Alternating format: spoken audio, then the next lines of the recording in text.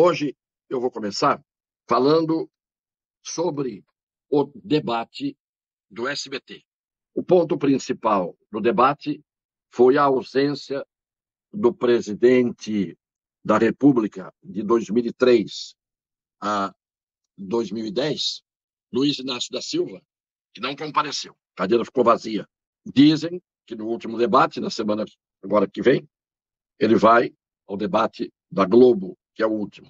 Não duvido, pelo menos na casa dele, ele tem que estar presente. Ali é o reduto dele. Ali é o lugar onde estão todos os seus companheiros, no pior sentido, para o jornalismo brasileiro, que está se acabando. O ponto alto do debate foram outros dois tópicos. O primeiro, a presença do padre Kennon, que, pelo PTB, se lançou à presidência da República. E ele é um candidato declaradamente conservador e de direita, e num determinado momento, o padre se confessou desta maneira, dizendo qual é a sua posição ideológica. Mas no final do debate, no momento em que eles fazem aquelas entrevistas com os candidatos, mais uma vez, uma grande parte da imprensa, ali praticamente a unanimidade, mostrou que é realmente uma vergonha no Brasil. Porque o que eles fizeram no final do debate, o presidente da República se retirou, depois de dar a entrevista de praxe, e eles seguraram os outros candidatos e entrevistaram diversas vezes, em microfones diferentes, os outros candidatos. Mas não é esse o problema. O problema é que eles tomavam uma posição de quadrilheiros da informação. Opinavam. Não bastava a palavra do candidato hostil ao presidente.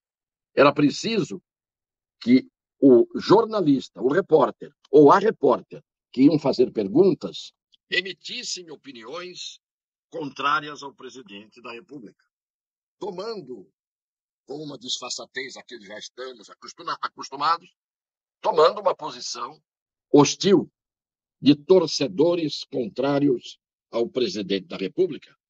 Porque todo mundo pode ter essa posição. O que não pode é travestir-se de jornalismo ou de jornalista e fazer esse papel. Então, entrevistaram cientistas políticos. Os senhores acreditam nos cientistas políticos do Brasil contemporâneo? O que é um cientista político? É um torcedor honorário de um determinado partido, de uma determinada ideologia. O cientista político é alguém que, com esse nome que lhe daria uma erudição na ciência política, lhe dá, na verdade, o distintivo clubístico que ele veste e que ele usa e com o qual ele joga.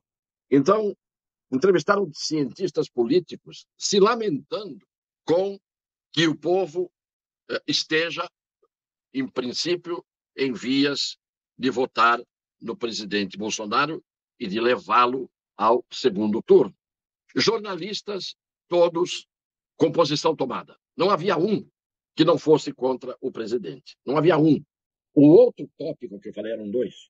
Este da parcialidade total dos jornalistas. Total. Quem não acreditaram, claro, quem viu sabe o que eu estou dizendo. Quem não viu, pode assistir, por favor, e vá ver se não foi isso que aconteceu. Quase ninguém falou entre os jornalistas, quase ninguém valorizou, entre aspas, a ausência de um candidato a presidente da República que não apareceu, que não foi para o debate, que não se expôs, que não pôs a cara para bater.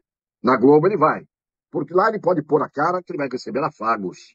Lá ele vai receber o pano que é passado na cabecinha dos eleitos, queridos, escolhidos por esse tipo de jornalismo. O outro tópico, eu dizia, foi a presença do padre Kennon, que, num determinado momento, do PTB, num determinado momento começou a sua primeira manifestação, ele disse: eu nunca vi isso, eu estou vendo aqui, nesse debate, todos os candidatos batendo num só, 5 contra 1. Ele só faltou dizer que era um linchamento. Pois bem, o padre disse isso com toda a sinceridade e retratou uma realidade que estava acontecendo. No final, todos os jornalistas diziam: o padre Cannon formou uma dobradinha com o presidente. Se o padre Cannon formou uma dobradinha com o presidente, a Simone Tebet, a Soraya, o Ciro Gomes, todos diziam, os jornalistas, quando terminou o debate, o Bolsonaro e o padre formaram uma dobradinha. No mínimo, um quinteto contra o presidente. Formaram uma multidão em cima do padre num patrulhamento ideológico vergonhoso. Isto é a confissão de que tudo estava armado para que todos ali, todos, desde os refletores acesos até o piso, todos estavam prontos para massacrar o presidente. Porque provocaram o presidente tentando tirá-lo do equilíbrio e ele não saiu do equilíbrio. Fizeram o possível para que ele reagisse de uma forma contundente e ele não fez isso. E, portanto, o tiro acabou saindo pela culatra. E a maior confissão disso é que alguns jornalistas disseram: nós achamos que o debate foi morno. Sabe por que foi morno? Porque não conseguiram tirar o sangue do presidente. Este fato hoje revela como é que estão a honestidade moral e a honestidade intelectual dos, entre aspas, jornalistas brasileiros, na sua grande maioria. Perderam a vergonha, perderam os escrúpulos, vestem a camisa do time e aparecem como entrevistadores ou analistas. Para não falar dos cientistas políticos, que têm quase todos o mesmo discurso, que é o discurso padrão, que vai do Supremo Tribunal Federal aos cientistas políticos, aos jornalistas e assim por diante. Não vou me alongar mais do que isso. O presidente da República, mais uma vez, sabia que ia encontrar esse tipo de massacre que tentaram fazer e ele escapou ileso e incólume sem ter sido atingido. Quero mostrar agora, para terminar a live, um vídeo breve do senhor Luiz Inácio da Silva para ver a que ponto chegamos. Que eles tentaram destruir o PT. Como é que eles tentaram destruir o Lula? Eu fiquei 580 dias na cadeia porque eles não queriam que eu fosse candidato em 2018. E eu lá, muito tranquilo, me preparando como Mandela se preparou durante 27 anos. Me preparando como Gandhi se preparou a vida inteira. Para sair da cadeia sem raiva. Senhor Luiz Inácio da Silva, não há um dia em que o senhor não faça por piorar o meu juízo a seu respeito. Primeiro, o senhor se compara a Mahatma Gandhi e a Nelson Mandela. Mas o senhor começa dizendo que queriam destruir o PT e queriam que o senhor não fosse candidato. E por isso o senhor passou 580 dias na cadeia. Ora, se queriam que o senhor não fosse candidato, o senhor não venceria a eleição em 2002. O senhor não seria reeleito em 2006. O senhor não elegeria Dilma Rousseff como sua sucessora. E ela não seria reeleita.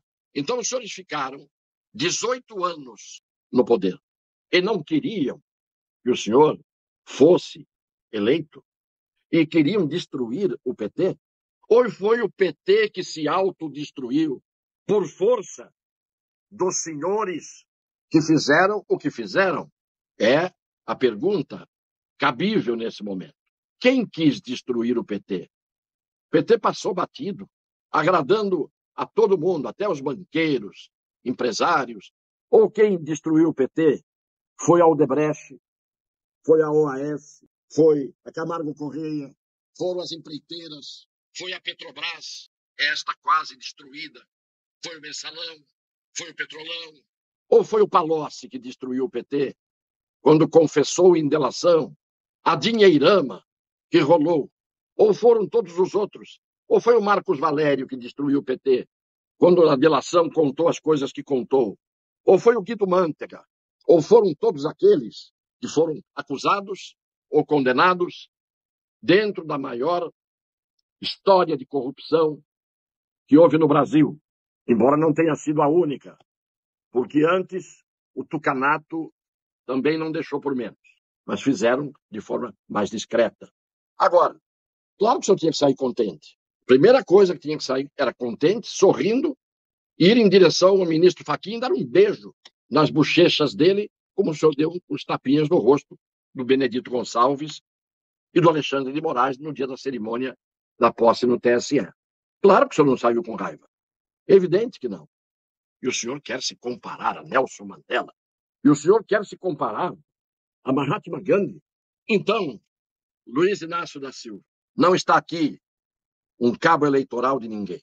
Está aqui uma pessoa que vive a corrigir injustiças, vitimizações ridículas.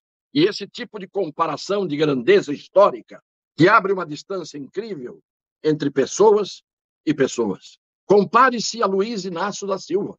E aí, cada um aceita ou não a comparação.